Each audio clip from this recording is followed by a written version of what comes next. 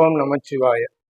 ஜோதிடம் என்னும் தெய்வீக கலையை எனக்கு கற்றுத்தந்த எனது குருமார்கள், எனது முன்னோர்கள், எனது மானசீக குருமார்கள் அத்தனை பேரும் திருப்பாதங்களை தொட்டு வணங்கி அவர்கள் ஆசி என்றென்றும் கிடைக்க எல்லாம் உள்ள ஈசனை பிரார்த்தனை செய்து கொள்கிறேன். ஓம் நமச்சிவாய்.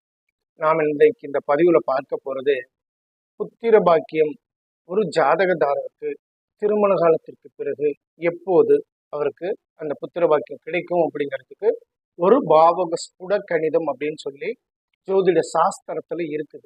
இதற்கு ஒரு விளக்கம் சொல்லணும்னா, ஜாதக அலங்காரம்ன்ற ஒரு நூல்ல இதுக்கான விளக்கம் கொடுத்துருக்காங்க. அதாவது அதுல என்ன மாதிரி கொடுத்துருக்காங்கன்னு கேட்டீங்கன்னா, புத்திர குருத்து பூக்கும் காலம் அப்படின்னு சொல்லி கொடுத்துருக்காங்க.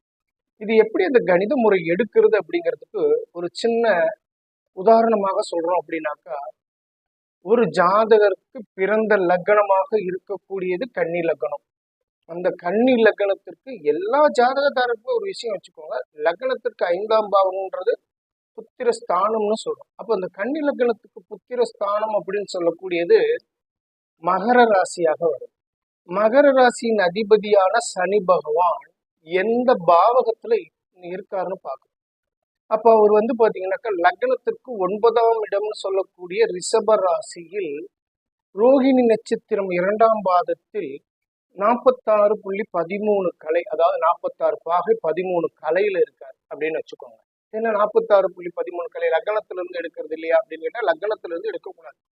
காலபுருஷ தத்துவப்படி மேசராசியின் 30 பாகை அளவை முதல் மண்டலமாக முதல் பாகமாக எடுத்து அதற்கு அடுத்த ராசியில் சனி பகவான், லக்னத்திற்கு 5ஆம் இடத்து அதிபதினு சொல்லக்கூடிய சனி பகவான் எந்த பாகையில் நிற்கிறார்ன்றதை நம்ம பார்க்கணும். அப்படிங்கிறப்போ ரோஹிணி நட்சத்திரம் 2ஆம் பாதத்தில் 46 பாகை 13 கலையில இருக்கார். அதே நேரத்துல பொதுவாக இதுக்கு என்னன்னு கேட்டீங்கன்னாக்கா, சூரிய பகவானை பொது கிரகமாக இதுல எடுத்துக்கணும். நீங்க 5ஆம் இடத்து அதிபதி எந்த பாவகத்துக்கு, எந்த லக்னத்திற்கு எந்த பாவக அதிபதியாக வந்தாலும் பொதுவான ஒரு கிரகமாக சூரிய பகவானை எடுத்துக்கணும். அப்ப இந்த சூரிய பகவான் லக்னத்திற்கு எந்த பாவகத்தில் நிற்கிறார், அவரோட மொத்த பாகை அளவு என்னாலும் மேசத்திலிருந்து கூட்டிட்டு வரணும். அப்போ ஒரு லக்னத்திற்கு 5ஆம் இடத்திலேயே சூரிய பகவான் போய் இருக்காரு. அப்ப லக்னத்துக்கு 5ஆம் இடத்திலேயே சூரிய பகவான் இருக்காரு அப்படிங்கிறப்போ அந்த பாக அளவு, அதாவது அந்த ராசியின் பாகை அளவு, சூரிய பகவான் நின்ற பாகை அளவு அப்படிங்கிறப்போ 286 பாகை 35 கலையில இருக்காரு. அப்ப 286 பாகை 35 கலையில இருக்காருன்னா அவரு திருவோண நட்சத்திரம் 2ஆம் பாகத்துல இருக்காரு. அப்ப இந்த பாவக அளவாகப்பட்டதை நாம என்னன்னு கேட்டீங்கன்னா, இரண்டையுமே கூடுதல் பண்ணணும், அதாவது கூட்டுத்தொகையா ஆகும்.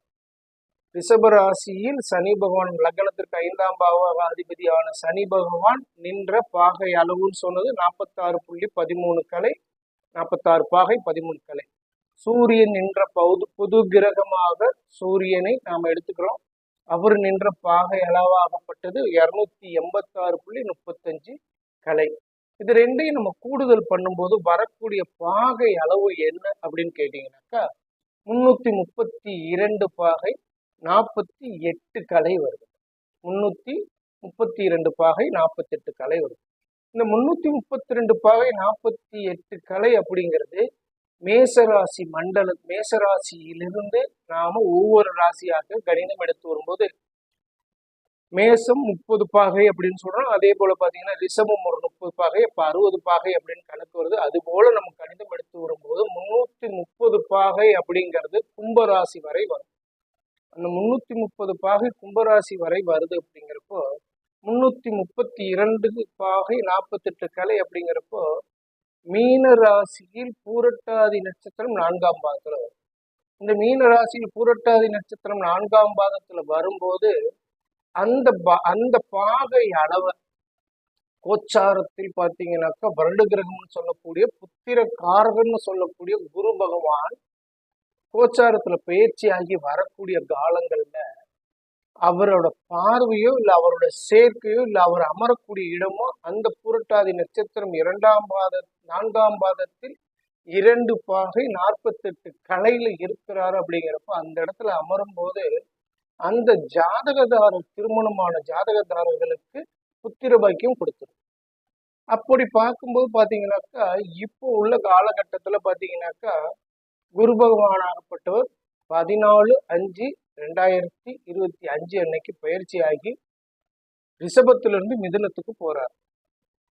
ரிஷபத்திலிருந்து மிதுனத்துக்கு போறார் அப்படிங்கிறப்ப அவர் மீண்டும் பார்த்தீங்கன்னாக்கா அந்த ரிஷபத்திலிருந்து மிதுனத்துக்கு போகக்கூடிய காலத்திற்கு பிறகு அவர் கன்னி ராசிக்கு இது கடக ராசிக்கு அவர் பயிற்சியாகி வரக்கூடிய காலம், அதிசாரம் பெற்று வரக்கூடிய காலம்னு ஒன்று இருக்குது.